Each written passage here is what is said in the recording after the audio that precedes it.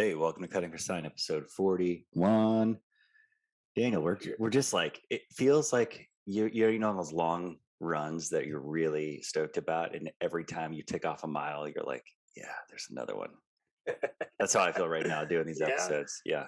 Yeah, I do know that feeling. That's a good call. That is a Hmm. good feeling, man. Oh shit. Yeah. All right.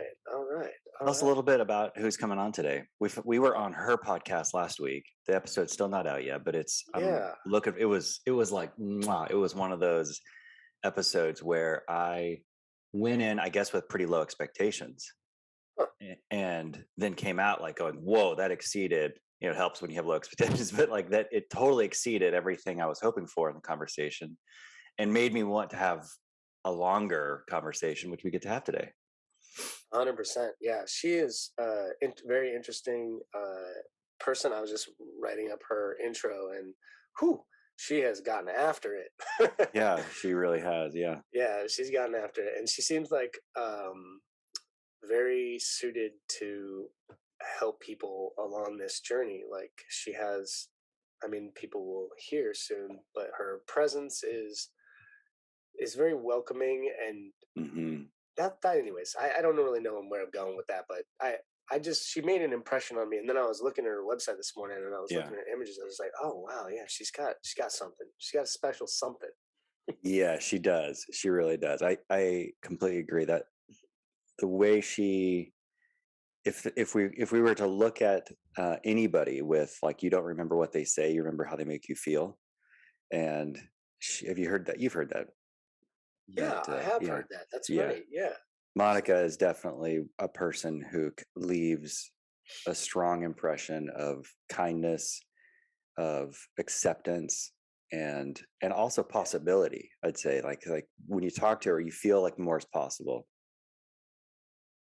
Yeah, and I keep wanting to say something around strength, but I think Mm, maybe, and I'm sure she is. I'm just trying to look for a yeah, more specific word. Like she has a presence about her. And yeah, she does. but anyways, hey, how are you doing this morning? Hey, good What's it's morning. kind of early. I'm doing great. It's in the AM here in Portland, Oregon, on the West Coast. What's it like down there in California? Are you okay down there? You guys almost got washed away. We did fucking rain like a mother. Yeah, it did. It did. But a rain after a part, like when your skin is really really dry and you put lotion on. That's the That was rain. what happened. That rain was Oh like my lotion. god. The ground was just greedy for the water, and I think all the trees grew Yeah, 2 feet in the next 2 days after that. yeah. Yeah, we're in a drought. We're in 20-year drought, so it was big. Do you ever feel like the weather? This is a little bit of a dicey question because I don't want Hmm. it to sound narcissistic or solipsistic, but Oh, I I don't do. know what that second word means. It means Solipsistic. that you're the center. You think that you're the center of the universe, or Oh, that everything is you, type of thing, right. but not in a good way. Okay. Um, but do you? When I was a kid and the clouds used to go over the sun, I used to think that I was doing that. Why did you think that? I don't know. It was just like a little imaginative thing. Didn't even think I was imagining. I just used to be like, oh yeah, I'm in a different mood now. Like, Whoa. yeah, it was interesting, but it was innocent and playful. Yeah, of course it was. You're a kid. I mean, But yeah. okay. It'd be funny though if you're also the kind of kid who like saw a car wreck. You're like, hell yeah, I did that. Oh, Jesus, dark.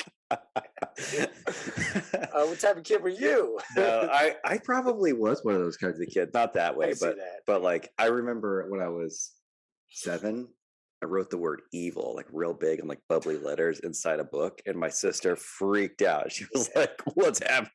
She was 17. Ron, you have a good relationship with the dark side. I think that you're what they would call a gray Jedi. It probably expresses itself most in music. Like I really like emotive music that, truth be told, I really can't listen to that often because of it. I immediately snap to a darker side of me, not an evil, not a part that wants to harm people, but like that kind of wallows around and like some negative feelings, like heartbreak or loneliness or sadness. There's a It's scene. probably a little bit like that. It's probably like a negative form of narcissism or like solipsist, like something where it feels like I'm the center. I'm like down in it, and I can get in there pretty fast with music, and I have to be careful. There's that's there's this scene in this book, the Dark Tower series, Stephen King's like Oh yeah, magnum yeah. opus. And there's a scene where they approach this really dead, fucked up city, and there's just like garbage piled on garbage. There's canyons of refuse and random post-apocalyptic matter, just like Mm. city stuff kind of pushed out of the way, and these tall unstable canyons of, and then the heroes are traveling through it, and there's these loudspeakers playing like out of prison, Mm. and they're always like playing this music and this different type of stuff. And I feel like in your inner world there's a section of your life like that, and from Oh those yeah, man. playing that music. I mean, I think that's part of the reason someone like Monica intrigues me, because she at least presents to us, and the little that we've spent time with her, like as a very bright, very full of light, vivacious. And vivacious maybe even sounds a little too shallow. Like it's like apparent that she has some depth to the light she brings. And I think some of us have a set point for, I don't know, mood, maybe. And my set point's pretty in the gray, dark world. And That's interesting. yeah. And See, that's interesting because you don't present that way when you hang out. Your persona. dude, I've been fighting this stuff off. I mean, I don't, I've been like not fighting it off. Like I've been embracing it to the point where I know, like, if it goes further, it's harmful to me. I'm not the kind of person I really want to be, but it's kind of the way I naturally am. And so I do make room for it. And I've given myself allowances to Huh. indulge in music or write. You've read my writing. Those are places that I can kind of stretch those things out. Settle into a nice session in Blood Meridian. Oh yeah, Stuff like that. But the funny thing is, Cormac. even with that, like, it's not uncommon for me to pick something up like that and then pretty quick to go, that's a little too, that's too much for me right now. I go through periods, like there'll be long stretches where I'm out. I'm not doing any of that stuff. I'm not Yeah. Wow. getting into the grit of the doom of life. I'd have to. That's why. Yeah. That's one of the reasons I liked reading that book, that series of books, is it kind of it's like Stephen King just decided to make his world, his dark inner world, into Yeah. an actual, into like an actual world, Yeah. and Yeah. and then all of it, the books could be seen as that, but this is like his world. He's even a character in it. I think that's one of the most like powerful ways to individuate and make your inner and outer world cohesive and together and expressed Mm. within each other is to like write a story that Right. where those parts of your Yeah. psyche can just So stretch your legs. Yeah, absolutely. stretch their legs. Yeah. That's interesting. What were we talking about before? I think we we talked about Monica, her light, all her stuff, how cool she is. And then I think I cracked some door on darkness that you're like, oh, I want to pull that thread. Who cares, man? We're just It flowing. doesn't matter. Yeah, Yeah. we're flowing. Oh, there she is. Go ahead, Daniel. Okay. Monica Rogers, you are an advocate for the full actualization of women. You inspire women to embody the act of saying yes to the mess and believe that this is the missing link to self-love and personal awakening. Through your podcast, The Revelation Project, and group coaching programs, you guide women through their inner revolution from trance to transcendence, revealing the toxic myths of social conditioning and self-doubt and illuminating the magic and magnificence of their imperfect selves. You believe that there has never been a more important time for women to reveal the truth of who they are, and that this is a catalyst for positive change in the world. Welcome, Monica Rogers.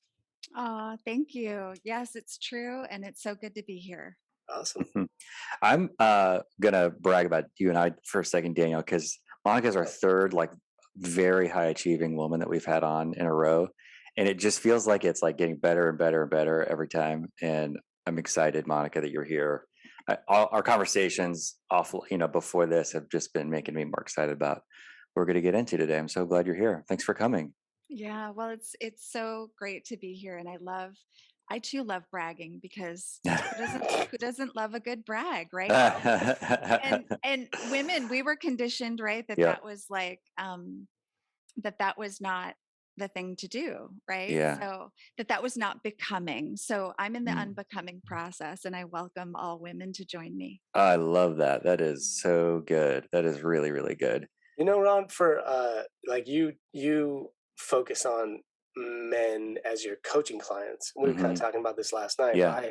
I appreciate that we have a lot of women on here. Like, Yeah. I feel like masculine wholeness, which is a term that you use to describe your business and what you promote in this world, it a lot of that has to do with inviting the feminine into masculine lives, you know? And masculine wholeness, in my opinion, would include a healthy feminine aspect to our psyche. And so it makes a lot of sense that we have women on this podcast a lot. And Oh yeah, for that's sure. that's been a pretty big value of mine. And I Yeah. just love that you're on board with that. That I'm on board with that? Well, not, I'm sorry, that makes it sound like it was my idea. I love that we just naturally have been doing that. You know? Yeah. I think that the Richard Rohr says the deep masculine requires the deep feminine. Mm. And you can't have deep masculine without feminine, the deep, like, whole feminine as well. And I'm lucky enough to help guys who have been stuck in shallow masculinity incorporate the deep feminine to access the deep masculine. But I've also had the gift occasionally to help people who've actually transitioned from feminine to masculine learn even about the shallow masculine in some ways.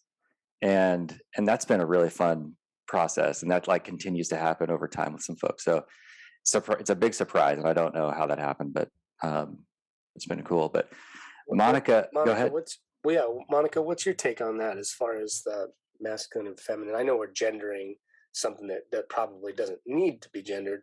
I don't know if anything really does. That's another discussion. But what's your take on this? Well, I love that both of you used the word shallows because it brings a whole new that song "We're Out of the Shallows Now," Oh yeah. Lady Gaga. Oh Because I man. always I always think about that, right? Like Yeah. we're all conditioned, men and women, to stay on the surface of life and Yeah. not to go deep. And I think that there's so much, when we actually discover that a descent is what creates an ascent Mm. in our evolution, right? That's when the deep feminine, the deep masculine start making so much sense. And I always look at it like masculine and feminine, like, again, gender aside, Yeah. that the masculine and feminine energies are what's needed to create, right? It's like, and if I were to bring gender into it for a minute, you need a male and a female to make a human. So everything in the world is a gendered pair. We know that we live in a very paradoxical world, but we need the paradox because the meeting place of the paradox is the creation Mm. place. Mm. And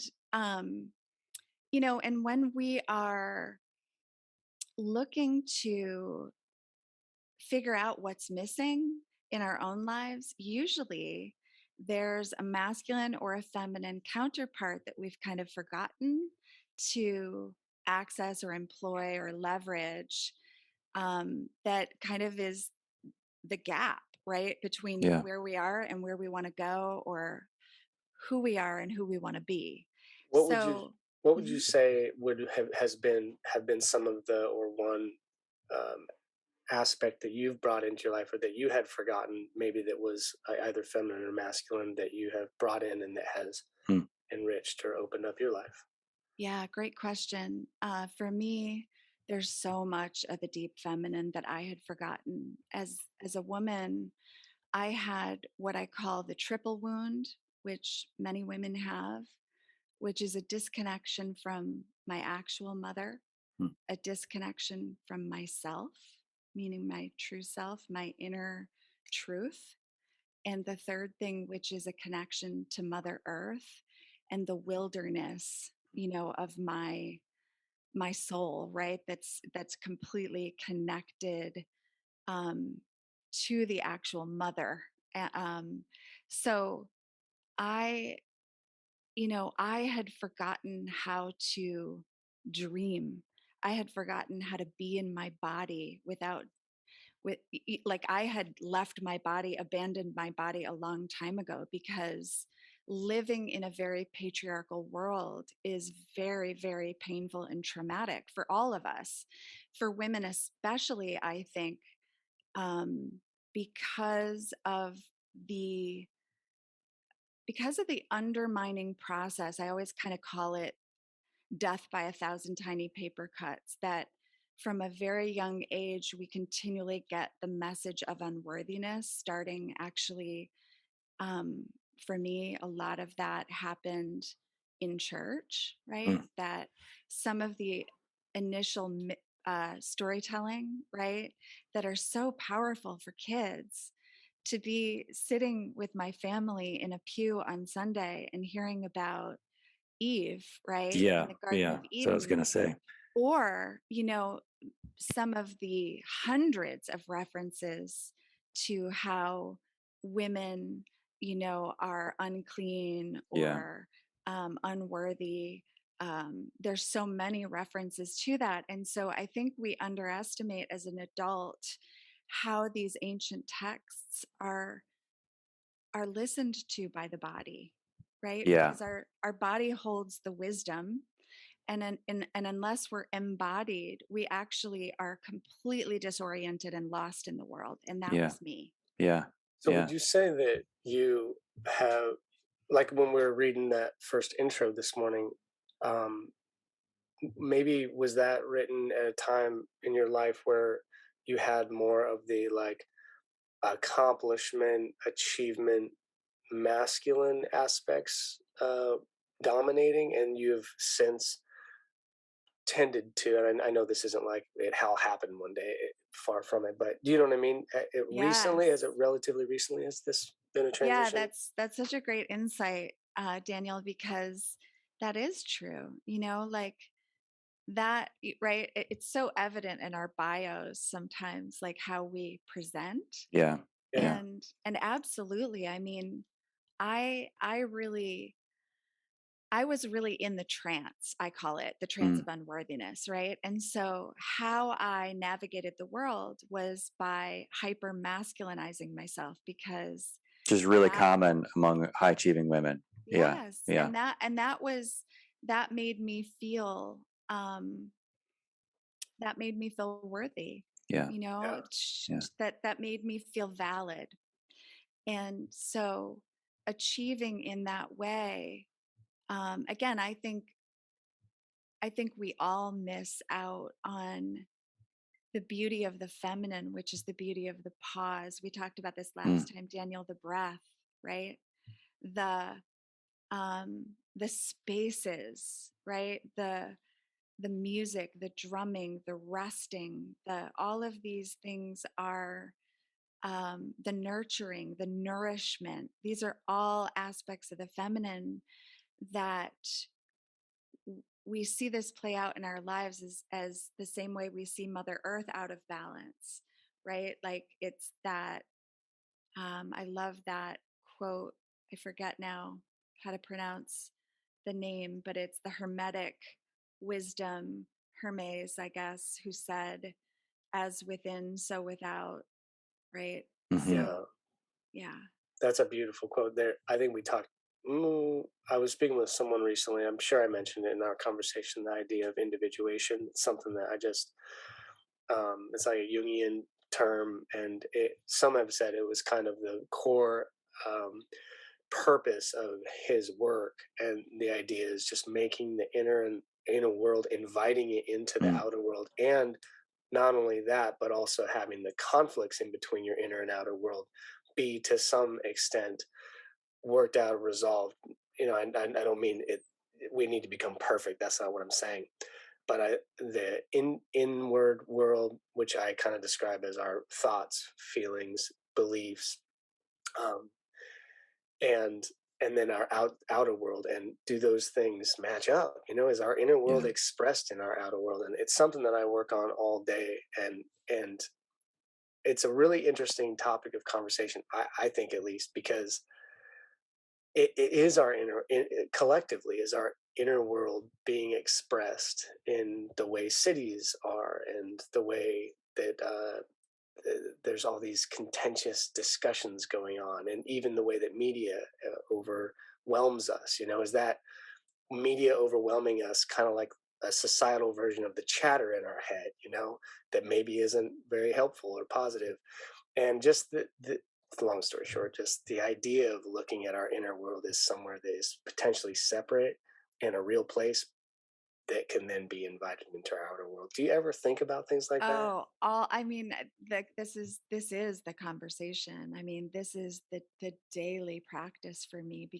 because what you're pointing to is exactly what was out of alignment for me. I mean, I was wearing all the masks, the perfect mother, the perfect daughter, the perfect wife, and I was none of those things. I mean, Oh, I was exhausted by holding the facade together for so yeah. long, and it was honestly killing me. It was draining me. It was sucking the life from me.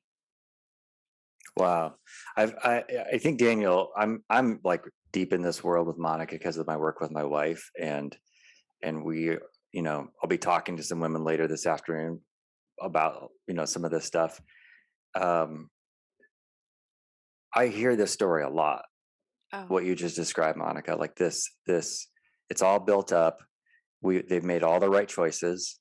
Everything was in the right place, the right time, and yet it is. You mentioned a few words. Trance was one of the words. Myth, personal myth, is another phrase that you used, and it's a collection of like hearing that evil started with Eve, and oh, I'm a woman too, and then it gets added on, and then by the way, because we watch commercials and movies and books and all those things, also a woman needs to be these other 150 things, and over time it collapses, right? Like it builds and builds and builds, and the pressure of it builds, and then at a certain point it like you will either take off in a double down version of fakery and like put on an even stronger armor, or it'll dissolve. And that's where you have found some transformation, it seems like, is what you're describing, and then you're helping others go through it too, and men go through a version of that too, right? And a man is supposed to be A through Z, and incapable of 1 through 1,000, and sometimes those men make all the right choices, and that's still just completely, it collapses in and of itself. Ron, I think with regard to that conversation that you're having right there, even the way you're saying that still implies to some extent, and I think that you're expressing a greater conversation that's being had, and I think an adjustment that can be made is something around the way you're saying that is like men have their experience, women have their experience, and I just don't think that that's really what's going on. And I know you don't really believe that either, but I would really like personally to update and put my 2 cents in on the conversation at hand, which is all of the things that are affecting women are, you might say, the feminine, are affecting you, and part of you and I is experiencing what Monica is experiencing as a woman. Like the feminine part of our psyche, the feminine expression of our lives is suffering in those exact same ways. Do you feel that, or what do you think I about that? think you're actually kind of missing the point with what we're trying to say. I think we are saying exactly what you're Yeah. describing, and it's easy to dismiss, if because we're using polarized words Yeah. that we have to use, because that's where people first can identify themselves in their experience, and they just have to go, well, where am I need to hear a story that's like mine enough to trust this, to trust that the suffering I'm experiencing can be undone or can lead me to something different. Well, how would a non-binary person participate in this conversation then? I don't know, because I'm not non-binary. You don't have to And be non-binary yeah, to include them and in the and represent where they are in this conversation, because that conversation of men and women does not include so many people, and I think there's going to be a lot more people expressing themselves other than somewhere on the spectrum of men and female, male, female, that isn't those two extremes. And I think that that's why I bring up this conversation is non-binary persons hanging out with us having this conversation, and maybe they feel a little bit like they're not represented or that this conversation doesn't work for them. What do you think about that? I think one is it's not as extreme as you'd think. I mean, I like when I talk Yeah. to men, like I'm not talking to fucking aggro tattooed up, like, you know, stud wearing Harley dudes. I'm talking to men who Yeah. are actually milk toast. Like those guys don't know how to be aggressive. They don't know how to like step up to be assertive. Huh. They actually they thought the softer way, a feminine way. I'm using those words on purpose. Yeah. Was in response to their dads who were dismissive, who were not present, who were aggressive, who were angry, who were disconnected. And so they thought, man, if I go the opposite direction of that, and I was Oh, one of them, interesting. and and I still am one of those. Like if I go the opposite, then that's going to work. But the problem is the opposite. The pole, you know, the opposite of a pole is a pole. The North Pole is the opposite of the South Pole. It's still a cold and desolate place. Yeah. And so I think what we're trying to do, or what I'm trying to do, I don't want to speak for Monica, is we want that integration. We want that deep sides of both that don't require gendered words, but do, because we do live in a world where a egg cell and a sperm cell create something. Mhm. And is there room for the non-binary? For sure. I mean, I remember when I was a theology student, I was fascinated by the idea of these individuals that appear through ancient texts that are like eunuchs that don't have a gender, and their role in these stories and myths. I was fascinated by all the sexuality that we don't have access to because of the Western mind that's like imprinted itself over these ancient texts. So there's more than enough room. But I also want to say, like, it is, I think your description of what we're trying to do is way closer than you'd think. Yeah. And it's not about I'm not trying to make the perfect man as if there's like some version of that is. What I'm trying to do is exactly what Monica is trying to do, which is I'm trying to help men dissolve the myth that they have around themselves of being, Mm. and allow them to access their full self, whatever that is, whatever that might be. I had a stepdad uh, who was gay, straight gay, straight gay. That's a funny way to say it. He was gay, but he thought that he was not allowed to be gay, and so he married my mom, thinking that somehow that was going to fix him. And he lived a double life for at least half of their marriage, where he was sneaking around, dating other men, doing all that thing. And my heart breaks for him. I'm not mad at him for that. I'm not like angry that he did that. He never harmed me. He never, he was a good, solid, wonderful dad to me. And my heart is broken that he felt like he had to live a double life. My heart is broken that he felt like he couldn't access his true self. And it didn't hit me till years later after they were divorced, and I watched Brokeback Mountain for the first time. And I cried. I cried through that whole film for him. I was just thinking about him the whole time, like in one place, like loving me and my sister as a dad. And I think he clearly loved my mom. I don't think that he didn't. I just think he didn't have a model to being whole. And the model was the Christian church that he had, and it was like just continuously trying to put a square peg in a round hole over and over again his whole life. And that creates this insane cognitive dissonance that it sounds like Monica's experience too. And I was telling you a little bit about my own experience coming out of that, even a week or two ago. And so we're going through layers and Well, I appreciate yeah. going through the layers, and I'm curious what you think, Monica. Well, what I love the most about this conversation is the intention behind it. And I think what we're up to here is finding common ground versus a battleground, that Mm. that what that what is possible when we are coming from a place of curiosity and listening deeply to each other, that when we feel seen, like what gets revealed and how we get seen and heard, that creates a healing event in people. And the common thread here is a system that works for no one.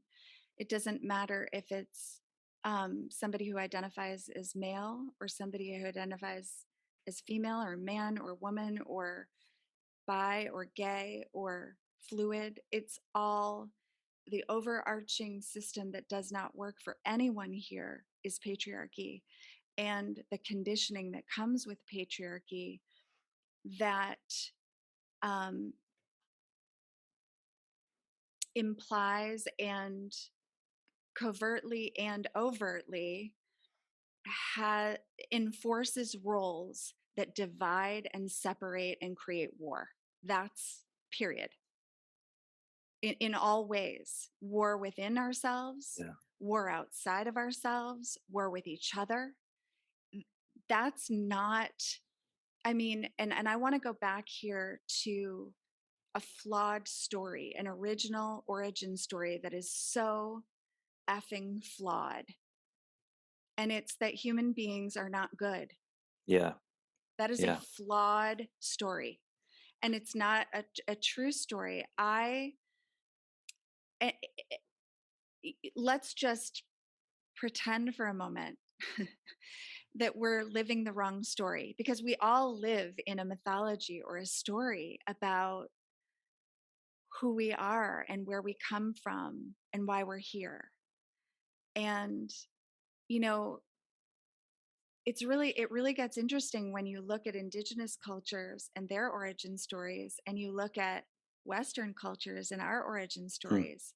Indigenous cultures don't have a story that man is the center of the universe. Hmm. Right? We tend to center ourselves in our experience here. And the thing that's really plaguing our society is human supremacy, not Yeah. white supremacy, male supremacy, female supremacy. It's human supremacy is a very problematic origin story that Yeah. has us all kind of orienting around a false reality because we're really part of an ecosystem that is fluid, that does involve these universal laws and masculine and feminine energy, and that's where I go. I like that. I like that term supremacy because it takes the gender out, and I do think I don't. I'm building art. This is one of the reasons that I wanted to participate in a podcast is to build articulation. I know some people who say, you know, I that is there any value to someone working things out publicly? You know, be public when you've worked things out. That's sort of an idea, and I get where that's coming from, but I think there is value to working things out, building articulation, understanding awareness, and doing so publicly because it can show that process, right? Mm-hmm. And so all that to say that I am working. This is a work in progress, and while I understand it, it will always be. I do think that things are going to be substantially better, at least in the way that Ronald and I articulate things and our beliefs on things like 5 years down the line, right? This is very early for us, but doing so publicly forces us to, something's on the line when we speak, and you consider your words a little differently. And so that's just a caveat. Like, please be gentle, listeners. Monica, Ron. Well, what I love about this, Daniel and Ron, is like your willingness to be messy because Yeah, Yeah. thank you. that, like that, I always kind of look at the mess as like where the lotus blooms, right? Like Hmm. where does enlightenment happen? It doesn't happen in the pretty perfection of life. It happens in the muck. It happens in the mess. It's it's where, like I don't know if we'll get to a point in our evolution where we don't need suffering. It's like the Hmm. grit that makes the Yeah. pearl, right? But Yeah. there is something to these opposites, these polarities, these that's helpful. And again, it's helpful because it helps us make sense of the world. And when we can put language around something, it can be helpful until it's not. And what we're Yeah. venturing into here is the territory that I call the territory of revelation, because revelation doesn't happen inside the comfort zone. It happens, when we kind of push through into the place where things start to get a little gritty, things start to get a little scared and exciting, like it's it's the place where revelation, it's the place where we're like, oh, I never saw that before, or where we get so quiet with ourselves, so honest with ourselves, so present with ourselves, Yeah. that we access the divinity that's in us. Yeah, I That understand. to me is revelation. Yeah. I understand what you're saying about the gender opposites, and it's not just gender. We do a lot of things in opposites. Black, white, dark. Lead, follow, and dance. I could go off on that. Yeah. Those things, those Yeah. blend, those gray. And they Yeah. need to, and also they have nothing to do with gender. Yeah. Lead follow has nothing to do with gender, literally. But my point is that while I understand and agree that speaking in terms that are opposite is helpful and useful, I wonder if that's a tool, one way that we can engage and disengage. And I sense that it's an overused tool. And I like when it starts to retract and pull out of discussions, which your term human supremacy did. That was a small example of, in my mind, a little update. It's not male supremacy, white supremacy. It's really human supremacy. It's like one step closer to maybe really what's going on. And I would love to hear, and this is why I was asking for a little bit of allowance, because I know it's a hot topic, but there's one thing that gets me emotional these days. And there are less and less things that get me to a place where I lose my cool. But one of them is around this discussion of patriarchy and toxic masculinity and these things. And I totally agree that there's something going on that is I'm so happy it's up for discussion. I would at the same time like to see, I think, this is all just coming from feelings in my body, that word patriarchy just broken down into what we're talking about, one more layer. When we're talking about patriarchy, are we talking about an, a harmful expression of control and dominance and achievement and suppression,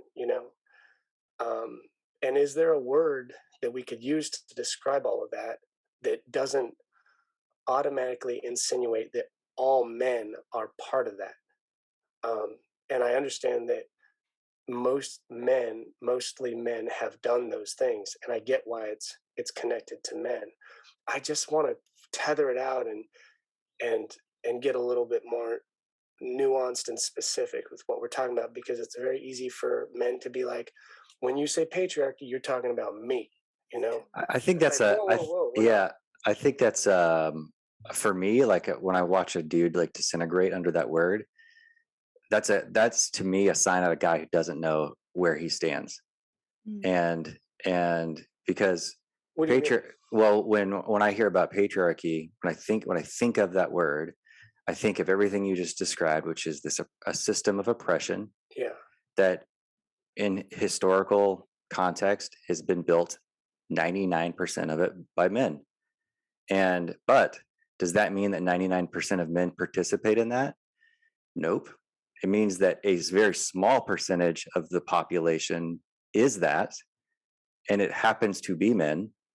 And in order for the world to operate, many of us had to buy into that same system. Yeah. In order to have a job, in order to make money, in order to be ambitious, in order to be found, in order to be saved. Like it requires a lot of us to go into a path of not thinking critically about our role. So I don't like, when I hear fuck the patriarchy, I'm like, yeah, fuck that shit. And if and I've got my own 10,000 reasons why I agree with that. But never do I think like I'm a part of that, or never do I think because I'm a man I'm going to be grouped in. And if some people do group me in, that's on them. It Yeah, doesn't bother me at all. It doesn't scare me. we're Yeah. not talking about you, and we're not really even talking about me. I think that you and I understand a little bit more what the conversation's going, but there's a lot of people I suspect who don't have the understanding that you just said. When they hear patriarchy, they take a personal attack. And what I'm saying is, can we invite in some more articulation, some more words, some more communication to help people who immediately put up defenses, which is a good step towards war and a bad step toward communication, to like drop that down and say, well, I'm not talking about you, I'm talking about something in society. I think that that's Yeah, valuable. yeah. Yeah. It is very valuable. I had the opportunity to interview Ian McKenzie. He has a podcast called The Mythic Masculine, Hmm. and he had the opportunity to interview Rianne Eisler, who wrote The Chalice and the Blade. Rianne calls it a dominator culture. Hmm. And the dominator culture, as we know, is kind of linked to colonization, right? All of these supremacy, right? Yeah. This model, this systemic. We also mentioned in our last conversation the term Watiko, which is the term the indigenous people use to describe the virus of the mind that comes with this attitude of superiority and consumption and greed. Whoa, Right. that's awesome. Yeah. Okay. So when we're looking at ways to draw from, and I do think it's important, Daniel, to your point, to be really sensitive to creating a common language that also includes the nuances, which I say the nuances are bringing in some of these feminine energies to express and explain things that have more context, because what we don't want to do is alienate men. We need men. Men are I love men. I love my brothers, my father, you guys, my, like men, my husband. Men are incredible. And that's the thing, I think what we're really trying to untangle here is that when I say patriarchy, I don't mean men. Here's what I mean, right? And until we have um, more education around this, I think that is a great, more sensitive, more nuanced way to have a conversation, because of the listening, and because if we lose people's listening, we're not going to make progress. So the walls that immediately go up if somebody feels attacked, right? Like that's suddenly you've got the separation again, the Yeah. war again, so Well, I and think, yeah, no, I'm sorry. I think it is an important conversation. There's also just orienting ourselves more and more toward language that is inclusive. Yeah, what would happen if what would people come up with if none of us were allowed to use the word, certain words, what else would happen? And people are so good at that. Like, I love the creativity that's going on in the world right now, expressed in so many ways. It's the best. It's an incredible time, and I'm just curious what words are very clunky, and you just like throw them at people, and one thing I think that Ronald and I are working out is how to like take that big bag of rocks and that you throw at someone, and like, let's open the bag up, of that word, and let's take out the rocks, and then let's like start to pass them between each other. Maybe we can juggle, like we can work together through words instead of just lobbing, these things that they're they're not a fine, what do they call, like they're blunt instruments, and so Yeah. And then I get curious on the other side of it, right? Yeah. Because we tend to, in knowing our own humanity and coming down from the surface, right? And getting into the inquiry of our lives, that's where things get really interesting, because we tend to just be not just, but these meaning making machines. And Mm, so I always look at my reactions as an indicator. Wow, what did that just trigger in me? What Mm. just came up for me? And getting really transparent about it, because that access to vulnerability and transparency is where I get to be responsible for how the world, you know, treats me, you know, and that's where there's also this tension or an invitation to all of us out there to understand, yes, in terms of throwing things out there, but also on the receiving end, you know, that there's another place to go and get curious, which is inside of ourselves. mm, Yeah, and I think it's also interesting in these in conversations, especially when they get kind of heated. And I would not say this is in that any way that, but I have been in them in the past, and it's like a lot of times I just want people to see my intention in my heart. It's like, do you see that I care? I care deeply, you know, and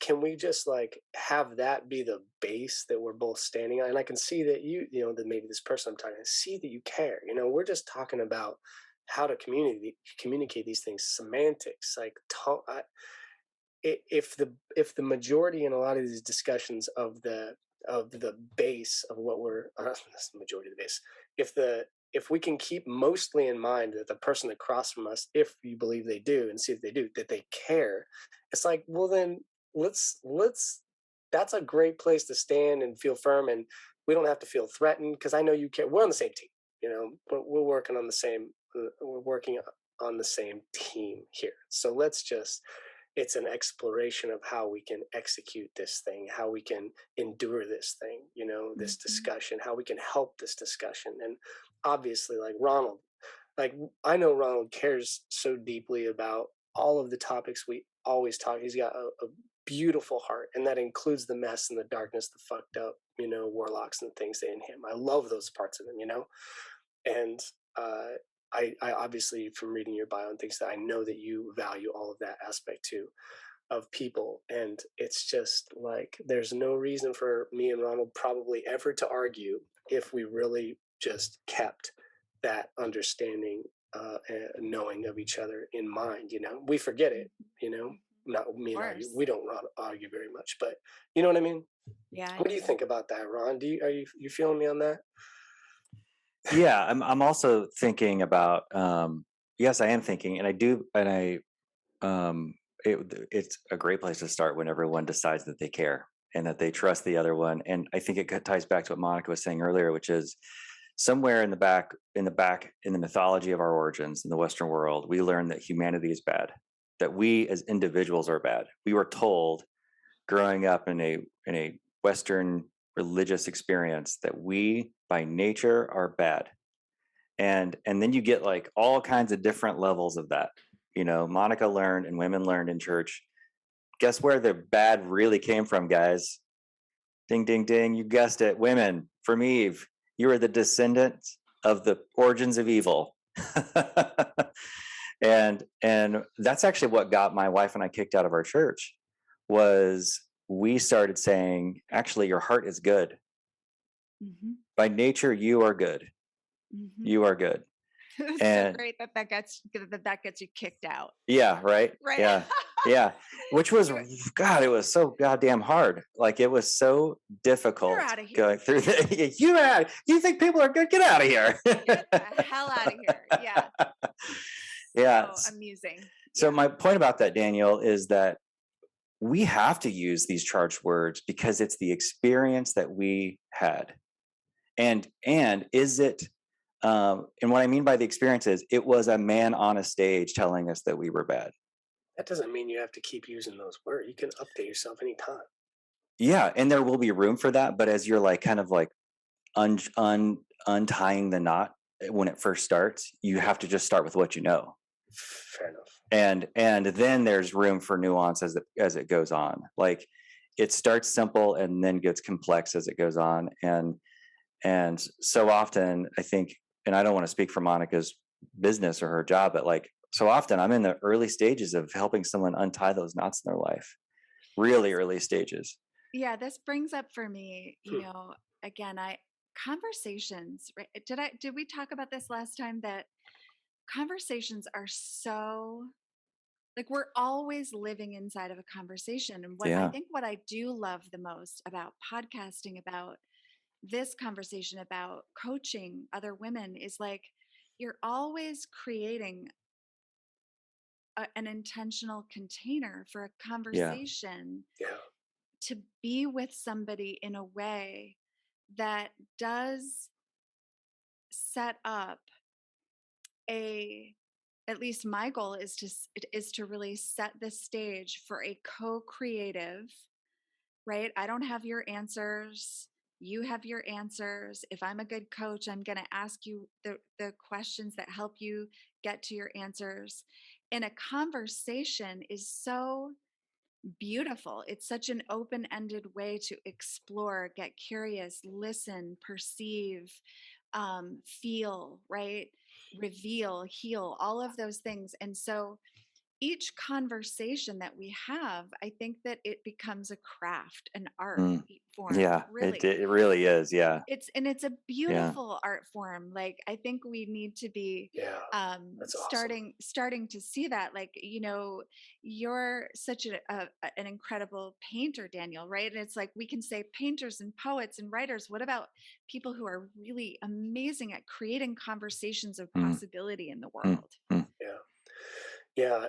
I was thinking the other day about like the like however long we've been, this language has been creating, and we're at the like apotheosis of it, right? I mean, we're Mhm. at least at the most the highest expression so far of conversation, but it's like, I mean, of language. But like, to be able to through sound express so much that's going on inside and that is unseen, and then to have that be created potentially, or something be created in another person outside of me, is like, we're desensitized to it because we experience it all the time, but it's fucking, it's almost magical. It's amazing. Yeah. It's like, what is the universe doing here? It's Mhm. taking something in this body and it's creating a response in another body in another place, and now it's doing it on the opposite side of the world. It's just Right. like, what the fuck is going on? I think it's Well, incredible. that's the stuff I love geeking out on, because that's like the quantum field, right? When you start actually Right. really realizing how that energetically creates in the world. Yeah. It's like, whoa. I feel Yeah. you. What does that look like 1,000 years from now? Let's just assume that we're all around and continuing to progress 5,000 years, 10,000. Like, if you just play it out, it's like, what? We don't even, it's unfathomable. It's Yeah. unfathomable. Yeah. Monica, can you tell me the time in your life when you the moment you began to realize that you were living in a myth about yourself? Like you realize, like, oh my gosh, this thing I believe about that I thought was completely true. It may not be, like, it isn't true, but you might have even started with, like, this might not be true. That's a good question. That's a good question. Right. Yeah, it's I such a like good that. question. So, there was a time about 12 years ago. I mean, I'd always been like, there's got to be something more here. Mm, What am I missing? Right? mm. Like that. But it was the doing, right, that kept Yeah. me from being anything different than what I was being. And at the time, that I had, you know, a breakdown, like a truly kind of like what most people probably would have considered like a nervous breakdown, right, back in the day. Would you also maybe describe this as a midlife crisis? And you don't have to. I'm um, just curious. no, I would say I'm having the midlife crisis now. Okay. Okay. um and that's kind of joking and kind of not, but Yeah. it feels very different to me. This felt Mm. like a full on, this felt like death. This Oh, felt wow. like a surrender. And I did Mm. have suicidal ideation then. Mhm. Mhm. I had gotten to a point where the constant mantra in my head was, Mm. I can't do this Mm. Mm. anymore. Please don't make me do this anymore. I like that over Yeah. and over and over. Like literally, I would wake up in the morning, open my eyes, and say, "No, not another Wow. day." I mean, Wow. Wow. it got to the point where it was that bad, and I was surviving underneath a beautiful picture. Hmm. I mean, the white picket fence, the handsome husband, traveling, Yeah. a company that had made it into InStyle magazine, the New York Times, right? Like I had done all of the things and I felt empty, confused, overwhelmed, exhausted, sick. I was I wanted death. To me, living was the hard part. I was Yeah. like, bring it, death, Yeah. come on. And I had stopped breathing, and we talked about this Hmm. in our episode when you guys were on my podcast that I had stopped breathing. Air hunger was very, very, very common for me. Like Hmm. Hmm. from the time I was a child, I had gotten the message that like taking up that kind of space, Yeah. right, inside Yeah. of my own lungs was Right. even not safe. Wow. And so my, going into what I now know was a descent, what I Hmm. now know was literally like the myth of Inanna. It was literally like that, where I went into a journey into the underworld. And for 9 months, I was in a bed day in and day out, Hmm. only going to the bathroom and picking up the kids from the bus stop, making them dinner and going back to Yeah. bed. I mean, Yeah.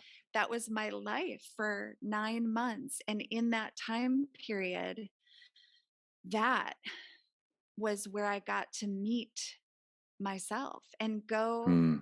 and go through the reclamation process of all the ghosts of my past that were waiting for me to remember her. Hmm. That with all of the places I had abandoned the inner child Yep. because Yep. I needed to in exchange for validation, belonging, That's right. and we all do this. We all do this. I just didn't I just didn't know it was a common experience. I didn't know I was No one alone. does. Yeah. Nor, Yeah. right? And this brings up a great subject. Nor did I know the mythologies that help us understand this. Yeah. That the myth of Inanna and so many of the goddess and Hmm. god myths, right, actually help us. The archetypical world helps us make sense of this world, but we're not taught that in school. We're not taught relational skills or how to have mindfulness or how to tune into the body and attune ourselves Hmm. to what's happening. I mean, these were all skills I had to learn in the underworld that were more about just meeting myself where I was and looking at all of the layers that stood between me and this part of myself that needed to be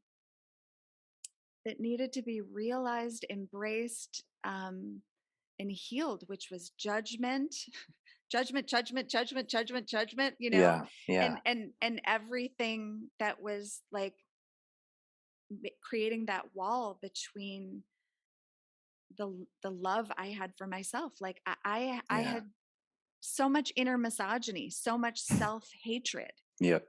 Yep. What did that And look like for you going oh in there? God.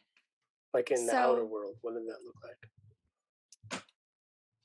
so when I'll tell you a quick story. When I first got out of bed, I started having these miracles show up in my life.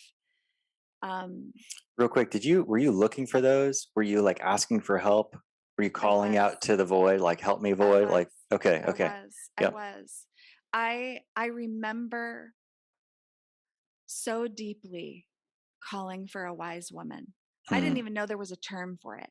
Yeah. Right? I didn't know that I wanted crone energy or the Yep. wise woman. I didn't Yep. know what to call her. I was Yeah. calling her a mom, a mother figure, Right. Right. right? Like I Yeah. wanted my mommy and not the mom Yeah. I had grown up with.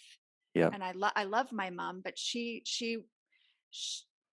she has her own limitations from, growing Right. up, Totally. right? Yeah. Yeah. So I wanted a woman who could help orient me to what the hell was going on Mm. and to help me understand what it was. How could I be with myself? How could I love myself? How could I find myself? I had heard all these terms, right? I It's remember, funny how we can be like in one sense exposed to it all the time, right? Like it's like be kind to yourself, like what does that look like? Right. it's like it's easy to say and so difficult to like actually embody and conceptualize. That's Keep right. going, keep going. I want to stop you. Yeah. Yeah, but to answer your question, I was conscious of that one, but I'm sure that I had an ongoing prayer Hmm. inside of myself, and I wouldn't have seen it as prayer because I Right. was Yeah. so Yeah. fractured from Yeah. that.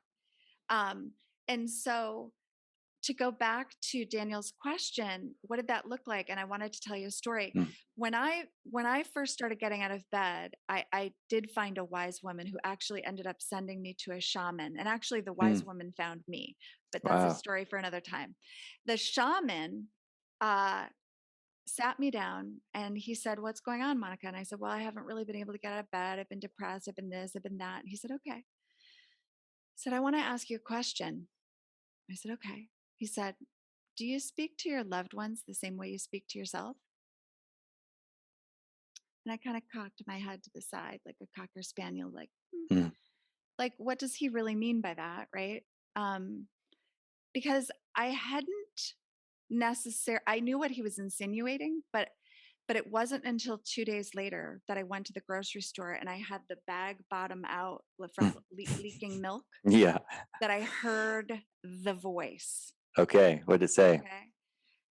it the bag fell out in the middle of the outside where people were driving their Yeah. cars in the Yeah. parking lot, and I just looked foolish and everything was everywhere, and the voice said, "You idiot, pick it Yeah. up. Can't Yeah. you do anything right? Yeah. You're such a moron. Oh my god, everybody's looking at you." Like the voice, I was like, "Ah, stop." Like once I heard the voice, I Yeah. couldn't Yeah. unhear the voice. And Yeah. then I realized that the voice was everywhere in my life. It was Mm. everywhere. And when I looked at all, like when you do the work, you realize the abusers that you've had to put measures in place and boundaries. I never, I never would have thought that I was my number one abuser. Mhm. Mhm.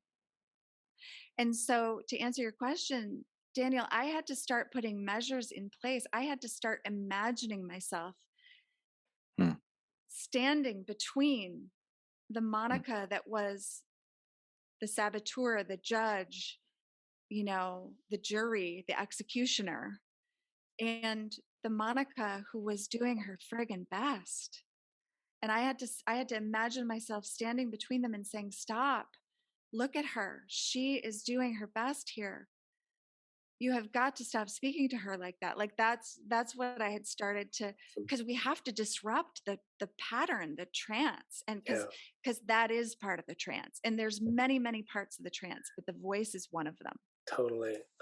That's awesome. Thank you for expressing some of that. I think that these little moments like that and sharing those are part of the equation of helping people, and because it's specific, and I think Mhm. that there's so many experiences along the way of discovering a more authentic expression of your life that are so specific, and it's like, what would Monica do in that case? What would Ronald do if this was a situation, and I just think sharing those personal stories is huge. Like, one way that I'm working right now to rewire and have a different experience in this world in a positive way is, like, when I fuck up and I do something that's embarrassing, I'm pretty good at like being accountable for it or explaining how it was a misunderstanding or how I corrected it. And these days I'm just like, I'm not going to say anything, because Could own I'm that. good. No, I'm Yeah. serious. Like, I had a house guest here, right? Recently, this is a specific situation. I had a house guest and I ran out of toilet paper and I went to the store to buy toilet paper.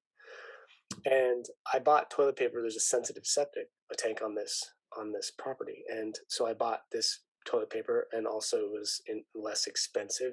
I don't know. I just found some and I bought it and I brought it back, and it's the worst toilet paper on the face of the earth. Like, never buy septic friendly toilet paper because it's a joke. You have to fold it up like 10 times, and it ends up doing the same thing as buying normal. So my point is that I know that this person used it, and I know that they would be insane to not be annoyed by that. It was just like it's a joke. And I thought about contacting them, right, and being like, hey, I'm making a joke about it or something. And I was uncomfortable and a little embarrassed, and I was just like, no, I'm good. It's not that big of a deal. Um, this is not the foundation. This doesn't rock the foundation of their experience here. I just owned like the positive aspect of having this guest, and it was uncomfortable and it was new, but it was liberating because it was real. Like, it was new, real ground. And I feel like that's one thing that you're kind of speaking to a little bit, is like stepping in between the automatic response, one that is yes. not pleasant, it's not serving Well you, said. and then just being like, let's make another choice. Yeah, it's like I have a different opportunity here. What are my options? And actually, like, I love the pause, it's like the pause is that place where I get to just be before I react. It's that place where I can just and I think about my trauma, and I think about everybody's trauma, and I think about my ADD diagnosis, and one of those things is like impulsivity. And to have gotten to the point where I can actually pause, right? Like, impulsivity can really serve me with humor and wit and stuff like that. Totally. Yeah. But it is not my friend when it comes to my quick temper or my quick way. Like, I have a really, really it's like being responsible for the fact that I can use words beautifully or as a weapon that harm people. Really, like, that is not, as I swallow, that is not a flattering thing to admit. Like, I Yeah. hurt people when I Yeah. don't pause. I Mm. hurt them. It's funny too, because the pause, you say you love it. I'm assuming that it's at least at one point in time, or sometimes it's not a pleasant place experience right after you Yeah. pause. It sounds like you've learned to love it over time. Yeah. So the value of it's a really valuable, but Yeah. oftentimes the pause for me means I'm going to feel uncomfortable emotionally. Mm. Yeah. Mm. You know, Yeah, but yeah, and I would say that it sure beats the emotional hangover from having 100%. lashed out Oh yeah. and Yeah. abused Well said. somebody. Yeah. Yeah. Or the lack of Yeah. life that the rote, remembered, repeated a million times action leads Ugh, to. ugh, You know, with no better outcome ever. Yeah. how can Yeah. it? Yeah. Yeah. It's the Yeah. same thing. It's that Einstein's definition of insanity, right? You do the same Mhm. thing, hoping it's going to be different this time. It's like, well, if you want it to be different, be different. And being different, a lot of times, at least initially, is going to be uncomfortable. Sometimes it leads to liberation and bliss. Ronald and I do this all day long to some extent. Or at least we're intending to, which is, I'm going to do the thing that I haven't done before because I want my life to evolve. And Yeah. I'm going to paint when normally I would kick back right now. I already did a great day, so now I'm gonna stop. No, man, it's time to. I got to do the thing, and when I do it, I don't want to do it, and I'm like, oh, it's uncomfortable and it feels wrong. But these days, when things feel wrong, it's Mm. almost like that's a cue that they're right. Not all the time. That's the fucking tricky part. Sometimes they're just wrong. It's like Right. you got to be a goddamn ninja in the Yeah. world of like knowing yourself and being. And I'm not saying I am, but I'm having some positive results, and a huge part of that is doing what you're talking about, doing the Well, different thing. and this is where truly the tools have saved my life, right? The tools. And then once you get your hand on the tools, and Ron, to go back to what you were saying before, right? Like, you might hear these things your whole life, but to put some of these tools into action and to start integrating these tools Yeah. into our lives and using them. And It's so true. Like, isn't it crazy that people are like, why would you get a coach? Right. But when you think about it, it's like, who the hell does life well without tools and somebody to Yeah. process with? And Yeah. it's insanity to go back to what you said, Daniel, before. Like, we do the same thing over and over again. It's like to get a coach or to immerse ourselves and invest in ourselves in something that's going to grow us and give us some tools to integrate so that we can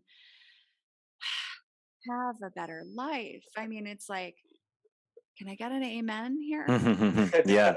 Amen. Like, I've had that voice too, Monica, and I've talked about it on the podcast before, and so I won't go too into depth about it, but it was a present part of me for a very long time and still likes to knock on the door occasionally.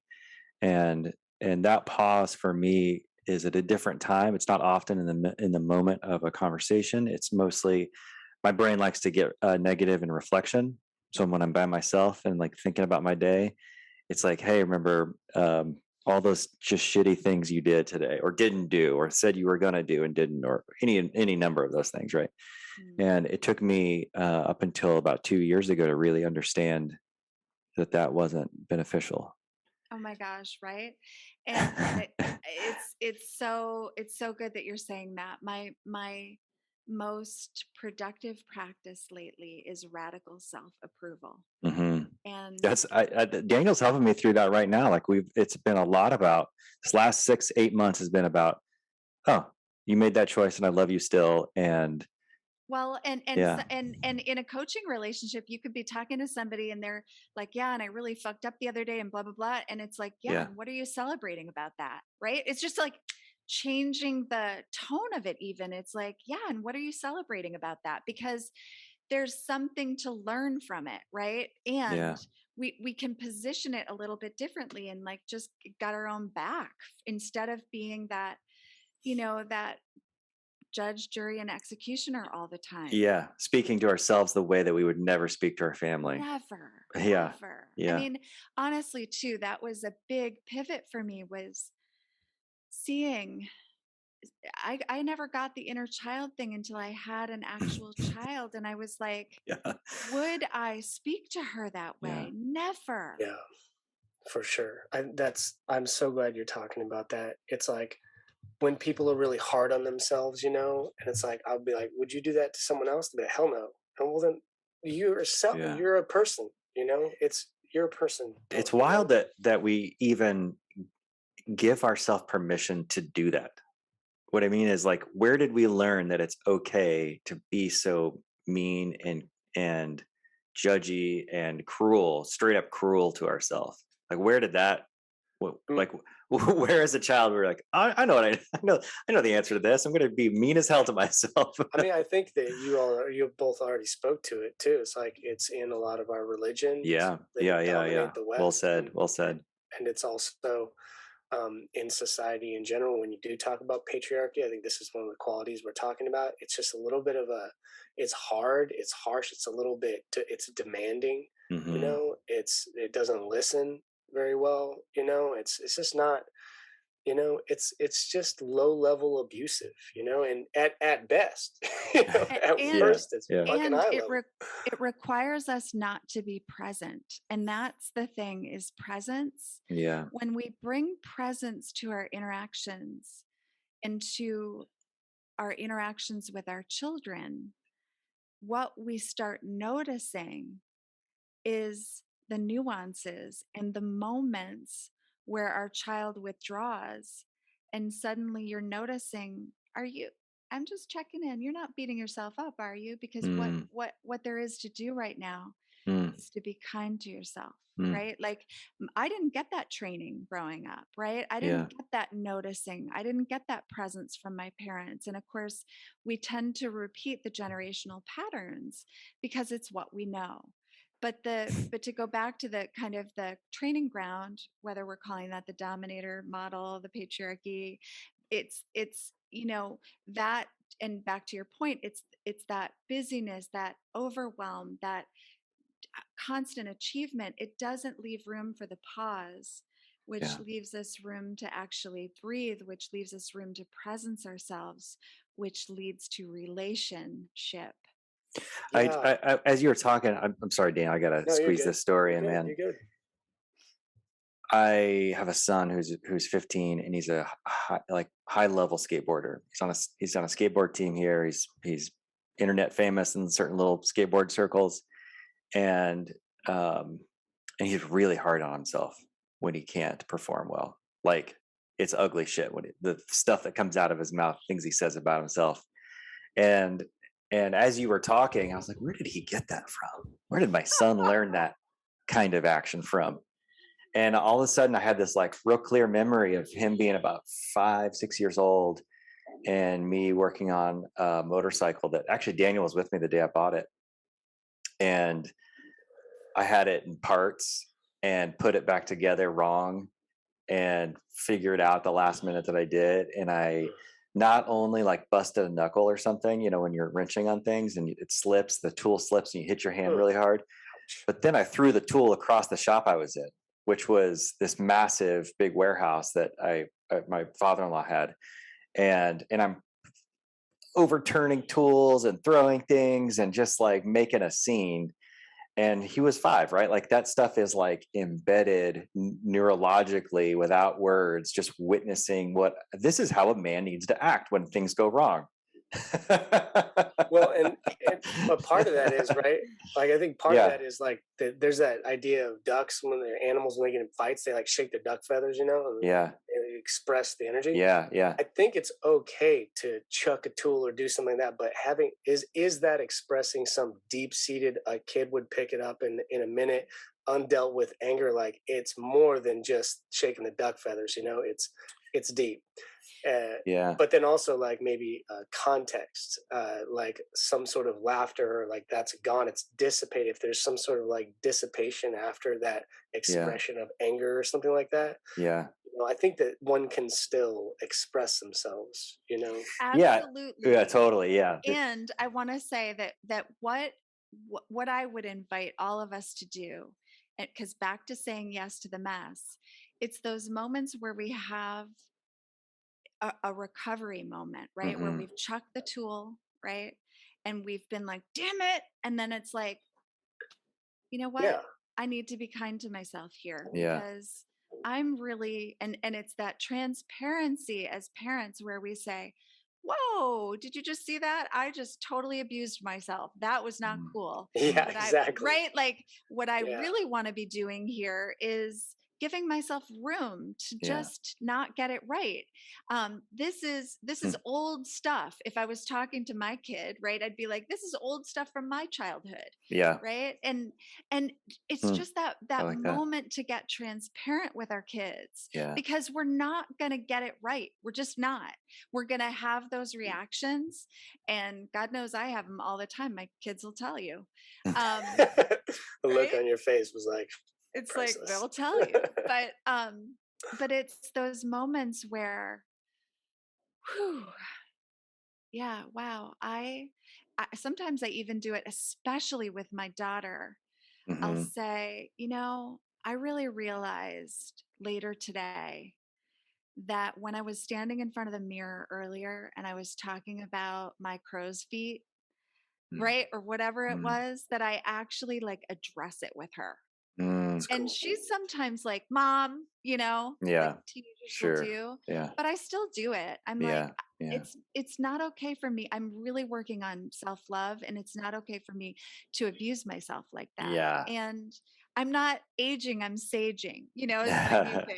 Yeah. Yeah, especially when That's people are, like your son, Ron. He didn't just pick that behavior up 100% from you. He's in a society that's rampant.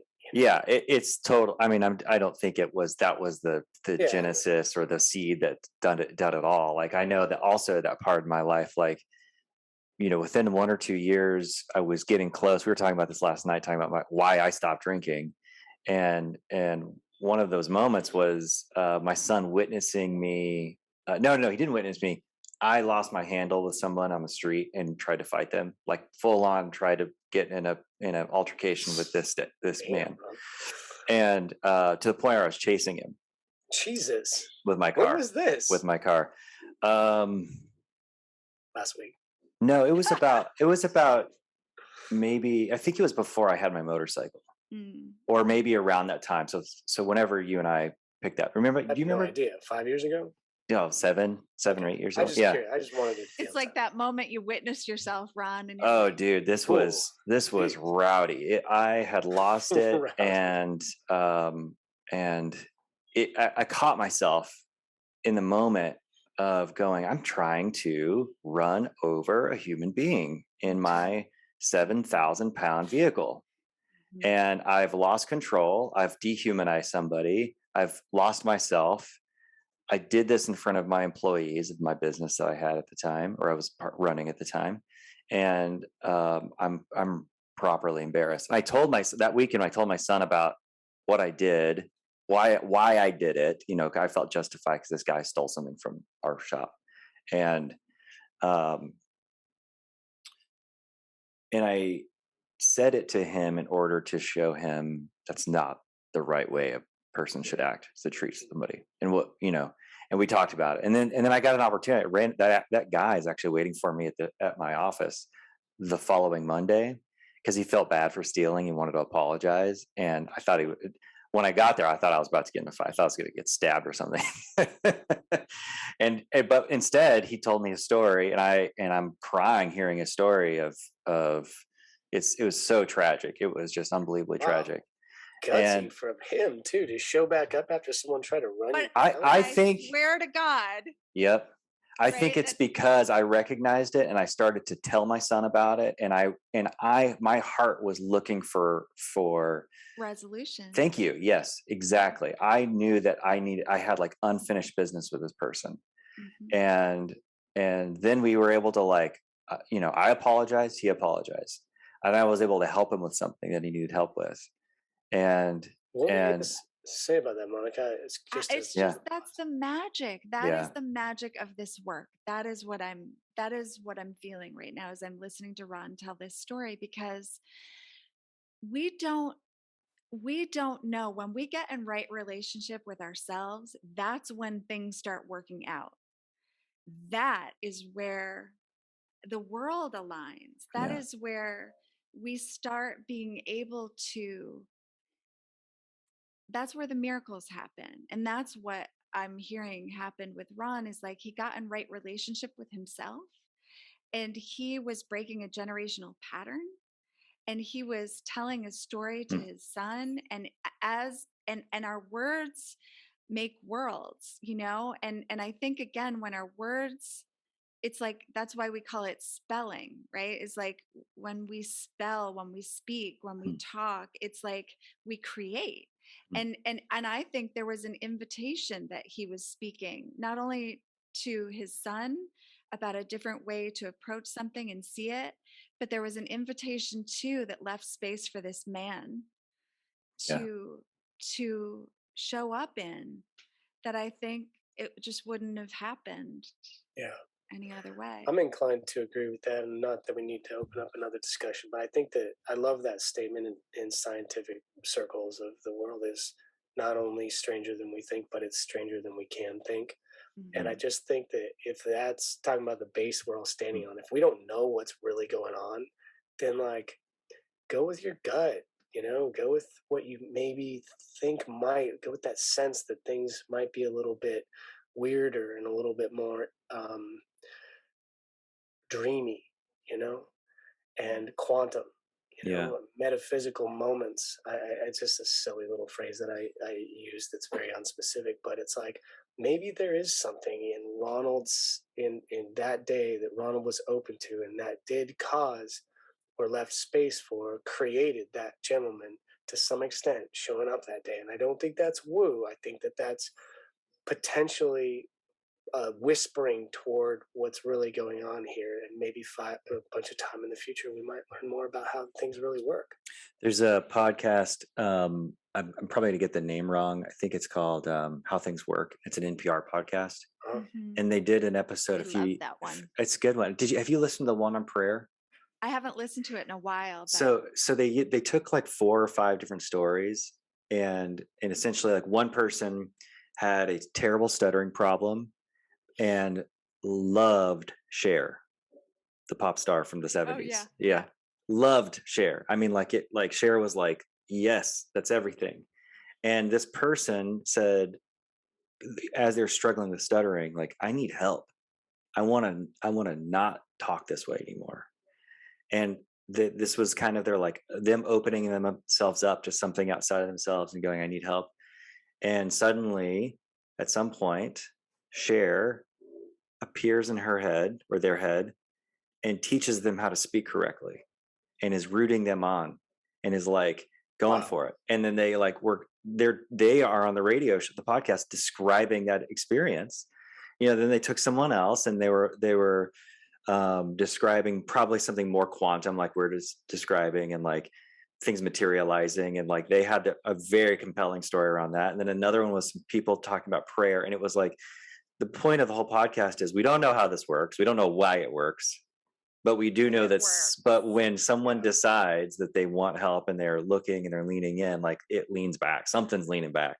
Man, Oh I yeah. think that I don't know, but I feel, I sense that we are more active participants in our life than we think. We're Yeah. more creative. Oh, for sure. We Yeah. have more say than we think, but not just consciously. It's primarily probably subconscious. And that's the whole trick. That's the rub, right? Yeah. How do I get my subconscious to stop doing the things it's programmed to do and to start taking my orders? Like, I got to get my conscious mind on board first. And Yeah. now I got to get it communicating with something that is theoretically, as we understand it, massive and pretty unmoving. So how do we start to move the blocks and change our life? And I think that that's kind of what we're speaking to, because once you do, and I think Ron, you and I, and Monica sounds like too, Yeah. experiencing this a lot more lately, you start to get help. It's you just start to get positive feedback loops. You start to get not signs, but just real results in the world that you're just like, holy shit, Yeah. Yeah. Yeah. That's You right. know? You Life guys is Right. keep good. you It's guys like keep talking. what is happening here, and I'm here for it, right? Like that's when I think, wow, I want more of that. Like that's when I return back to like wonder and Yeah, just this childlike innocence that's so pure, that yeah, for back sure. back when I believed anything was possible. It's like touching back into that and recognizing, oh, this is divine. This is what I call Yeah. the divine, you know. Yeah. Last night I had this experience, I think is a little bit like this. I was at the end of a long day. I had done a great job yesterday, just doing the things I needed to do, showing up for people, my responsibilities, blah, blah, blah. And I had a great day, and it was at the end of the day. And Ronald and I were going to do this little late night podcast, just me and him. And it was like another thing to do at the end of a Yeah. great day. But there was this other thing that just for 1 hour, my like inner child was like, ooh, ooh, ooh, can we go? And it was this little art music event that's every Tuesday at a little cafe. And I've never gone, and I've been invited to it, synchronistically so. And I was like, you already had a great day. Like, just go and relax and then do this podcast? Yeah. But I was like, the little kid wouldn't shut up. I was like, fuck, I have to go to this. And so I didn't just hustle over there. I was like, I was raising a kid. I was like, let's get the right clothes. And I showed up that way. And I was annoyed the whole time because I didn't want to do it. Show up annoyed the whole time on the way there or getting ready? Every bit of it. I was Yeah. like, because that's that thing. You're doing the right thing, but it's a pain in the ass, Yeah. And I'm approaching the thing, and I was like, it's gonna suck. It's gonna be lame. There's no one's gonna be here. It's gonna be a waste of time. I'm not really saying those things. These are just like feelings fluttering up. And I look in the window, and it's full of people that just look. They're all doing creative art things, and there's music playing, and the lighting's great. Everyone's just like in it. They welcome me in. Turns out like 5 people I know very closely are there. They come up, hug me, and I was just like, oh my God, I did the right thing. Yeah. Yeah. And So I good. feel like that that's a good example of that. Like I showed up for myself, and you don't always get rewarded. Sometimes you show up and it was like a shitty event, but you still did it and it's still good, right? But that time Yeah. it all lined up and it was awesome. Yeah, and sometimes when I'm getting like an intuitive hit like that, I don't know if Mm, it's my inner child or my sage, like my inner sage. mm. And sometimes I'm Good like, call. maybe they're the same, Yeah, totally. I Oh, Like, hear they you. are. Yeah. yeah. There is like the capital S self that understands the paradox and understands the nuance, Yes, right? absolutely. And is also Yes. can be like lit up with excitement like a child. Yes. And yet there are also times when the child is like in full control and either wanting like the fun and excitement that you were experiencing, Daniel, or like the tantruming, Hmm. or fear. Like there's all kinds of places for that little person to express. And it's all us. Like that's And it's actually all just us. It's it's actually exactly just all Rome, us. That's right. This is monk. Exactly. Yeah. Yeah. Yeah. Yeah. It's It's the person awesome. that is looking back at me in the mirror, and yet it's way more complex than that, and it's as Yes. simple as that at the same time. Yeah. Monica, what are you hoping to accomplish with with your new book? What are you really wanting this to like land? Yeah. Well, what I'm really hoping to accomplish is to tell a story that is helpful, Mm, that really it's Nice. because it's part memoir. So I love storytelling. I love humor. I love nuance. I love writing. I love words, mm, right? All these and for me it's like that next level challenge that alchemizes all of my pain, all of my trauma, everything I've mm, learned. And it expresses my human side, but it also taps into my divinity. And what I really want women to know is that we're both, and men. We're both human and divine. yeah. And that, when we stop living on the surface of the world, what we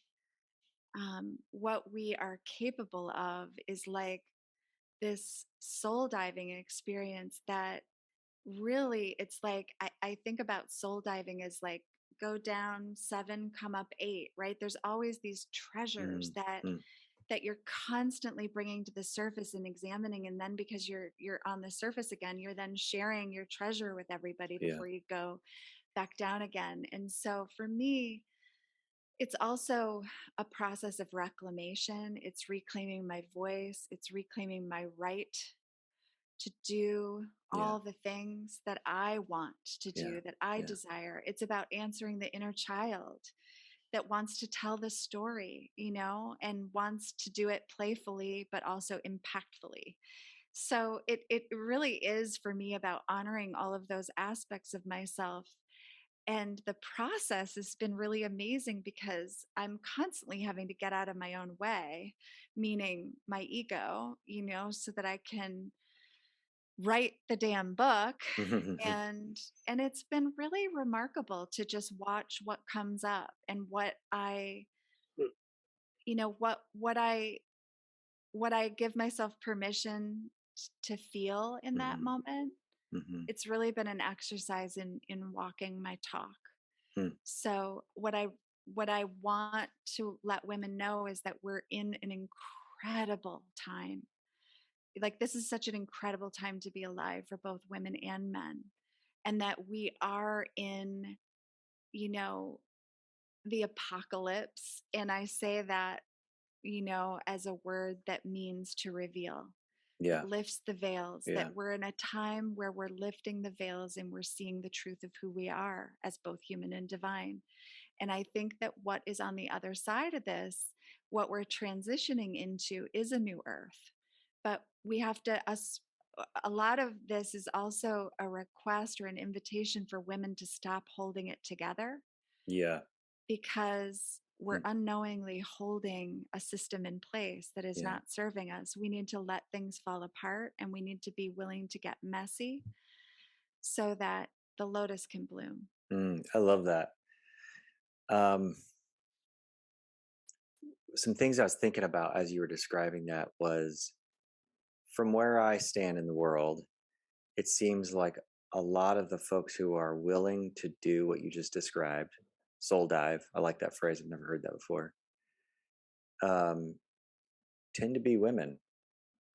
And and and men are a bit, it's not that they're not men, there's plenty of men, I know, hundreds of them who are willing. But what I hear a lot, a question I hear a lot, my wife hears a lot, is what do I do about my husband who thinks this journey I'm on is strange, is woo woo, is Mm. out there, and so it's kind of a, one part is like observation, the other part is a question to you, I guess. Yeah. And but also I have this like just deep appreciation for the feminine right now, who is going, you know what, I can't do this anymore, I'm not going to do this anymore, and I have to find a different way. Mm-hmm.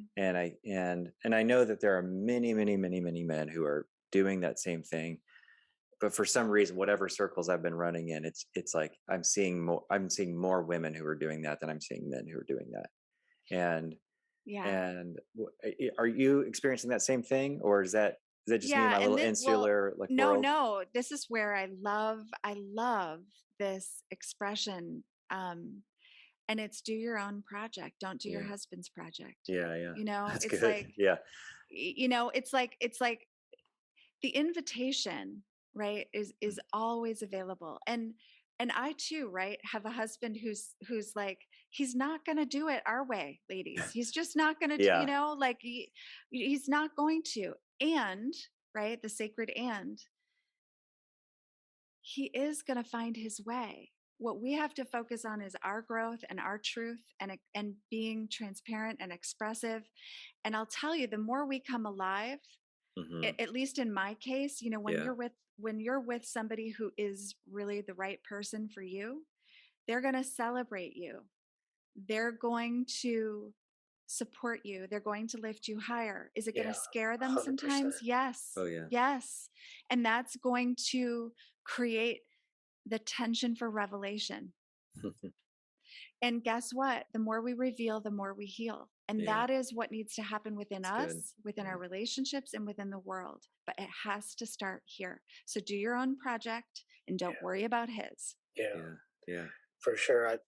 That's just like healthy dynamics of couples, anyways. Like probably most couples are probably way smashed together, probably, and so any living together full time, all these things being monogamous, it's like all that stuff's good, but finding other ways, a lot of other ways potentially, depending on who you are and how you are, to live your own life and be supported, at least respected, like respect space seen, but hopefully actually actively supported. I'm a huge Yeah. proponent of that. Well, and to really reorient ourselves to, instead of like, right, like that going with the finger, right? Like the mm, blame. It's like, whoa, what is wanting to be revealed here? Yeah, What's coming up? What's surfacing? Are we, and to be able to have that inquiry. Curiosity is such an underused tool, but like when yeah, I that's notice right. something shift in my husband's body language, I will literally say like, hey honey, what's coming up for you right now? Right. Mm, It's like the same gentleness we learn to use with ourselves, we're using with our partners. And again, when we presence ourselves, we notice these subtle nuances in our partner's body mm, language. And it's like, and he'll tell me now, he'll say like, yeah, I'm really realizing I'm feeling threatened, mm, in this moment. And like when I have permission and I've articulated and modeled that for myself, he's coming along in his own yeah, way. And I got to give him permission and room for it to be his way.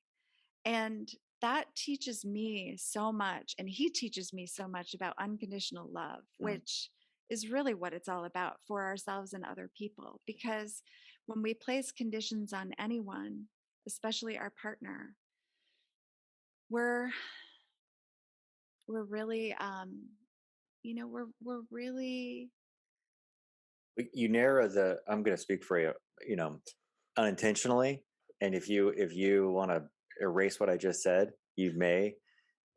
I mean, my wife and I have been going through evolutions of this our whole relationship, mhm, and and it's we box each other in, right? When there's conditions, it's like you stop believing in the magic that that person brings to your Yes. life, and that they're Yes. capable of bringing to your life. Yeah. It's like you lose the creative, that Yeah, thing that creates, right? And there is that part of me that thinks I know better all the time. So let's yeah. be honest, right? Because my way, right? Like, and Yeah, I'm right, and then I'm right obviously that I I'm know right, better. Yeah. right? So it's also good, but I hate to do this. I'm looking at the time and realizing I that, know. We've No, been it's going a time. long time. We've gone a long but I've time. loved this. Like, I Yeah. have loved this so much. Like, I would love to do it again. Anytime Yeah. you guys want to riff or Awesome. talk or dive in, You're like, the best. I've loved you guys. I said to Oh. Austin, I was like, I love these two men. Like, I love Mm. you guys. I really do. And I It meant want a to. lot to us that you invited us on your podcast, and I will speak for myself. It felt very validating to hear your affirmations for me, and I was feeling that for Daniel too. But I know that I don't know his feelings, but He speaks for Monica and he feels for me. Cool. We can just get the fuck out of here, Monica. Yeah, We don't have let's to go do anything. smoke a bone. I Yeah, know what it's all about. yeah. I know your heart, Ron, so you Yeah. can have your little moments. Thanks. Thank you, Monica. Thank you for being here. I really appreciate it. It's been such a pleasure. You're the best. Yeah. You're the absolute best. Thank you. Likewise. I almost forgot the words I needed. I did forget the words I needed to say. This is the field Monica dressing. Rogers. Monica Rogers. I like the field dressing. Yeah. You know, Me I've had too. people say it's their favorite part. I shouldn't say that because Was I that don't you? know. Was it you saying it to yourself in the mirror? You know what, guys? That field dressing is my favorite part. You know, when the guest leaves and it's just me and Ron talking, that's my favorite part. No, I've just had. Are you and I just like, do we fit? Like, are we just so completely like blind to the fact of how like tedious and boring our conversations are to everyone but you and I? And it's like, I think we have to be that way because I do love the shit out of these conversations and everything we get into. And I was thinking about the other day, I was like, oh my God, I bet it's just awful sometimes. Listen to it. You know, I've been listening to some amateur. But maybe that's my negative self.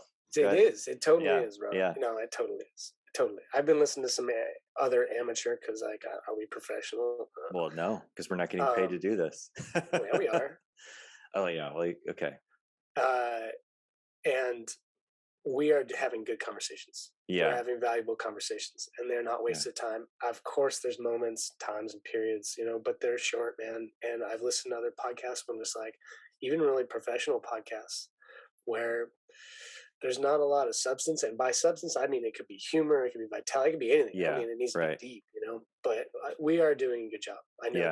that. And at the same time, when people comment about what we do, and we get that a lot, part of me is like, you probably just listen to 5 or 10 minutes. I don't blame you, you know, because there's so much content out there. We're so busy. Like, I don't blame anybody for only listening to 5 or 10 minutes. I know. Grace. Yeah.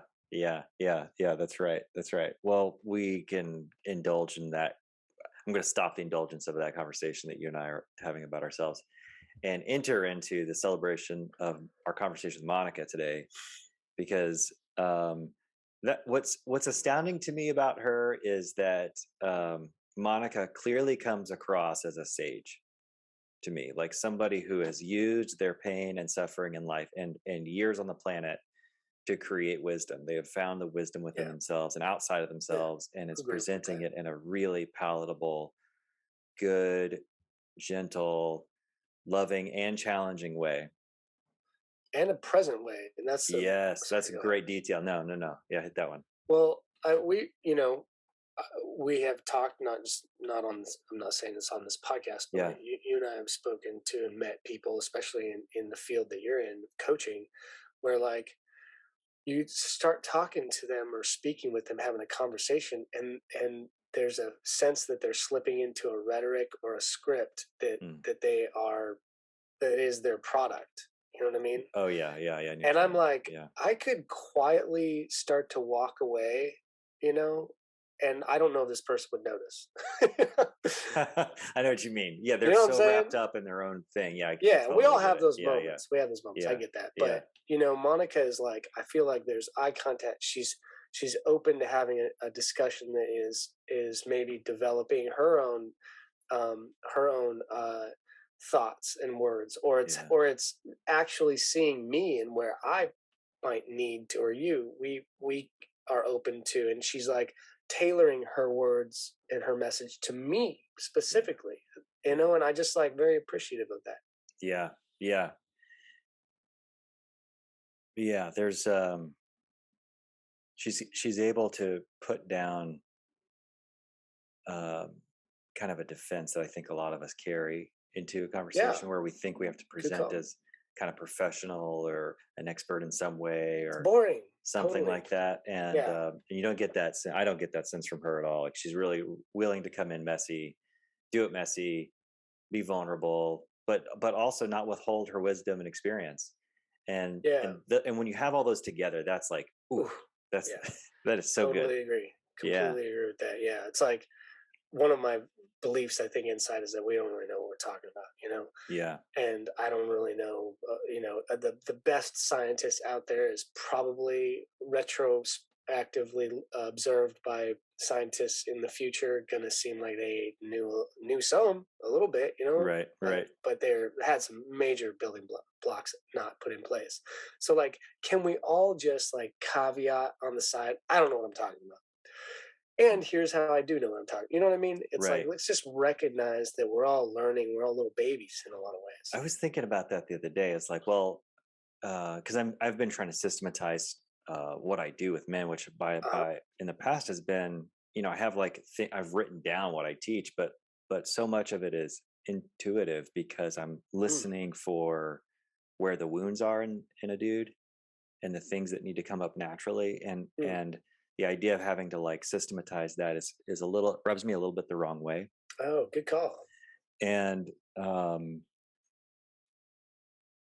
the oh god, I'm sorry, man, I forgot exactly what I was No, gonna my point about that one. that's a good point, man. I'm sure Yeah, you'll remember, but like, yeah, you're doing this thing that comes from the heart. yeah. Here's what it was when no, it's gone. I hear you though. I Like yeah, when you have something that is very subtle and it has to do with like things that you can't even put a word to, the way you listen, what you see, what you feel in a person, and then you have to package it and make it something that you're going to mass produce or yeah, be able to offer or represent commercially. I could see that being a very strange like experience, but you know what? Fuck that. Like that doesn't. It's like Ron Swanson, right? He destroyed the one chair that it took him forever to build because it looked machine made, right? And that's funny because you're yeah, like, what are you doing, man? yeah, It was yeah, not machine made. And I think that you personally, my observation of you, especially as I get to know you more, is I don't think you need to worry about that because you have um I was going to joke and say a podcast co-host and keep you in check, but like you have a lot of checks in your life, your wife and your other parts of your mind, and I think you should put some structure around that so you can deliver it to more people. yeah. Thanks, man. The other I think I had another thought that was rolling in my head at the Yeah, same time, and I thought they were connected, but I don't think they are. But it was like they were vying for what you who got? could come out, They duked it and out. One was and chasing the other with a Range Rover. man, that shit's real. I can't believe I did that. That felt like a confession. I was like, I did not know that happened. Anyways, go ahead. I've said it out loud enough that I Well, it don't, really hit home this time. yeah. In the past, I was like, yeah, yeah, yeah, whatever your Don't you know what I'm story. capable of, Dan? I do now. I'm glad we're doing this from different states. uh, I don't want to get sidetracked by that No, because hit I me could with make it. fun of that. You asked me a really good question last night. It was such a solid question, and I wish I had been more sober when you asked me. Um, and we were talking about my dad, and you were kind of teasing out some myths I had about my dad, Mm, and this ties back to Monica because she's her stated mission is to help women disconnect from the myth they yeah. have about themselves. And the question that you asked, which I'm asking now in my head all the time, I mean, since you said that, even last night I've been thinking about a lot and today, and that is like, you were trying to get me. You're almost like playing director, is my guess. Is you said, okay, here's the scene with your dad. He's sitting down, and you need to get him to confess something that's happened to him in his life. What does that scene look like? And really, what you were trying, I think, what you were doing was disrupting the story that I have canonized about my dad, and made that like gospel, and you were in some soft way challenging that by by asking me to question it, and by asking me to like redirect it in a certain way. And I think that's a really useful, fun exercise. Well, I don't know if I'm smart enough to have done everything you just said, but I appreciate Well, that. that's what I'm pulling apart from it, I man. got Like you. That's that, awesome. and I mean, you're probably not smart enough, but I wasn't smart enough to write those things in my, you've mentioned a chapter in my book I've written, and Yeah, I'm not smart enough to do that either. It just good came call. out, man. So Good call. we have That's a to good call. like make room for that inner wisdom that is Yeah. surprising, but it exists, and we have to honor that in us. And I'm honoring that in you by saying that was such a good question. And I wonder, and we don't, neither of us have to answer this question, but I wonder what it would be like for us to do the same thing for ourselves, where we have this idea of who we think we are, and we begin to question that in a way that is challenging and fun. It's challenging and stretching. Yeah. It doesn't have to be the kind of challenge that Monica and I were describing, which is critical and closed and painful and judging. And instead, like, because there was a bit of mirth in your voice when you asked me yesterday. Yeah, we were having fun. Yeah, about what would this scene look like? I as it, in my mind, I was imagining it like all like set out like a scene, like an actual movie scene with the camera angles and the marks on the ground. And That the was whole part deal. of why last night I was a little bit surprised, is because I was like, Ron, you weren't really running with it. And I was I like, could, man, dude. That's I'm the shocked. problem. This Is is like I'm lobbing you a softball, 2 or man. 3 more. I had like probably 2 hits more than I should have, and That's all right, we learn. and it's like, well, I like my brain is not able to keep up with that. But the funny part is my brain is able to like go into like inside, interior, into the interior, and like Yeah, get all juicy, but I can't talk about it. totally. I totally get that. No, I'm not giving you shit for it. I thought Yeah. it was a good experience, but I appreciate you saying that. And I think, they talk about schema therapy and these different therapies too, where you personify aspects of your psyche into like the father, and they often take the shape of your father, right? Right. And I just think that putting well, I don't think this, but we're exploring the idea of putting different aspects of our psyche kind of on the hot seat, or just having a conversation with them. This Jungian psychologist Robert A. Jordan calls it active imagination, where you take a character, you build this character. It doesn't have to take a long time, and then you converse with it. Oh, And wow. you converse freely with it. Yeah. And you can do that through art and through writing. Yeah. But the difference is that you really do this from a place of like, no one's ever going to read this. Yeah. If someone ends up doing it because you decide later, fine, but not if knowing that keeps you from having an honest conversation with this part of yourself. And supposedly it's one of the best ways we can develop and explore and shine light on our subconscious. That's really fascinating. I've done that intuitively with myself. Sure. Yeah. Like, I describe it as like having a phone call with a friend I've not caught up with in a long time. Awesome. And I That's give awesome. myself I literally talk. Number one, I talk out loud, generally to a younger version of myself. Yeah. And I allow myself to be really indulgent about the descriptions, the conversation, and the excitement. Wow, you really do that? Straight up out loud myself. When you're like showering or something? Shower, driving the car, folding That's laundry, awesome. on runs. That's awesome. Walking my dog around the park. Alone when I'm not having to, focus or work or something. Yeah. You're doing it. I would say that sounds like active imagination. I wonder if knowing that, maybe even listen to the book or something. It's called Inner Work by Robert A. Jordan, and it's really good. And yeah, I'll check it out. one little way, I wish I had more of the, I wish I had more of an active imagination, and like Mm. you do, or at least the ability to actually do it more. I kind of feel like I have to force myself to do it. But and when I wake up in the morning, I'll remember characters from my dreams, and I'll Huh. just have a conversation with that character. Whoa, 'Cause that's that's another cool. way to do it, Yeah. But I don't get, and this is what I love about you, man. Yeah. Like you really do revel in the, and this is why your writing's so good. You revel in the details. You have a discernment about what details matter and which ones don't. Mm. But you enjoy shining light on those details, describing the details, bringing them out, and that is part of that. Active imagination process is getting really specific. Mm. Mm. I I think you're closer to that than you think you are as your friend, and as someone who's talked to you enough and also read your writing. Like you're closer than you think, and you're being pulled so hard in one direction creatively right now because of your job as an artisan, as an artist painting for money. That's a good point. That you, it may feel like you don't have access to it because of other reasons, but I That think you're almost makes actually me cry, dude. I haven't had anyone say that, but because I haven't taken my art seriously enough in huh, the past for someone to observe for that to happen. But I actually, you know what? You're right. That is happening. fuck That yeah. kind of feels good. Let's wrap this up.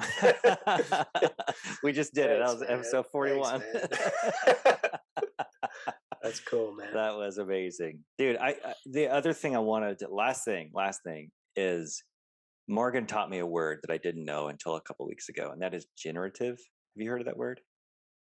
Yeah, generative. I've used Generative, that. I generative. love that word. I've fallen in love with that word. I didn't know the word, and I was like, "Well, you keep using this word, Morgan. What does this mean?" And the way she described it, and I'm probably paraphrasing what she even said to me, which was, "It works out for everybody, Ronnie." and and Monica talking about curiosity around all of our conversations. You talking about, hey, if we all just come together with the best intention, that we all decide to be on the same page, that we all have the most hope for each other. And I'd add to that to come expectant of generative outcomes. In other words, everybody can win, everybody can be whole, everybody can be healed, and in addition to that, have access to the creative things in their life and the beauty, the appreciation of beauty, and the noticing of the details and the presence and all that stuff. And you're close, man. We're all Good call. close. Like we're just in different places at different times, depending on the demands of our life. I know that word. I was trying to think when I was answering if I use it and have ever. I do and have, and I learned it from a girlfriend.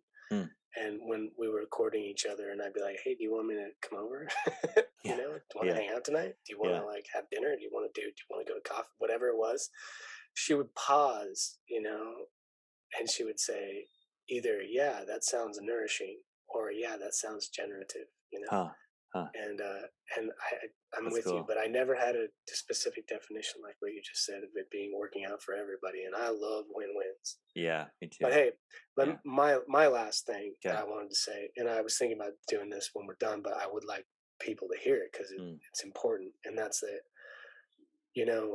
this conversation we had today around the words patriarchy and masculinity and gender in general. It makes me feel really grateful and safe, I think would be a good word, free, to be able to have that conversation with someone who's kind of a stranger like Monica. Yeah. But also just with you. And usually, not usually, but sometimes you're very accommodating, you know? And and today in our conversation, I observed that you kind of you at your what I would say is you in a form of your best. And you I want to listen to this sometime with you and go back because I am seeing that more and more out of you, and it's helping me create it in myself because it's challenging for me. What do you mean? I don't know. That's not You what I just thought you were going to say at all. you're very really. What do you think I was going to say? Now I'm It doesn't curious. matter. Keep going. You're very Yeah. like firm, Mm. and I think that that's good for yours and my relationship. because Right, I right. can trust when someone's firm and direct, Yeah. and maybe even when they feel like they're being a little mean. I'm not saying you were, Mm. but I could see Yeah. someone feeling that because people are afraid of confrontation sometimes. Yeah, right. We're afraid of confrontation. We're afraid of hurting people's feelings. We're afraid of if we let a little bit go, we're going to get super mad. So we just hang it all back, like close it all up. And Yeah. I just like today's conversation for me, that like middle earlier aspect felt like we were all really at our best because we were listening and we were communicating. And I think we were Mm. all also emotional. Yeah. And that is, I felt like you were standing up for your beliefs. You were also open and curious. I was the same way, Monica, the same way. And I Yeah. wanted to celebrate that little time. It was great. I noticed that too when we were Yeah, all it's good kind of shit. like peak conversationalists. Yeah, it's fun, man. To her point, and I know we keep adding like one layer on. Whatever. No, It doesn't we'll get matter, it. but This is it. is her desire or her recognizing the craft of conversation and how it can be healing and Well said. good, and yeah, and it made me one actually proud of us for Yeah. this process because over these many hours that we've been into this, I've heard us get better. Like from the beginning conversations to now, like we've actually gotten better at holding conversations. And that's makes me happy because good conversations make room for things that don't get to come out all the time. Yeah. And that's what we Yeah. want. That's what Good you and I are call. after. Like we're after for that deeper stuff. We want to like churn that stuff up and find it. Well, and also just humor. And so like Yeah. when we were on her show, we kind of laughed a lot. It was like a lot of it was Y- light and Yeah. lighter in Yeah. general. And this one was not as much. And I like the ability to go there and not go there and not feel Totally. obligated and not feel like anyways, I'm just with you totally. I know we have so much to learn, and it does also feel good to be like, you know what? Well, this is valuable. These Yeah. conversations are valuable. So I Totally. appreciate you, man. Love you. I love you too, more than you can imagine. I was bragging to my wife about my friendship with you today. It's been great. Thanks, man. Love you, dude. And thanks everybody for tuning in. Come next time.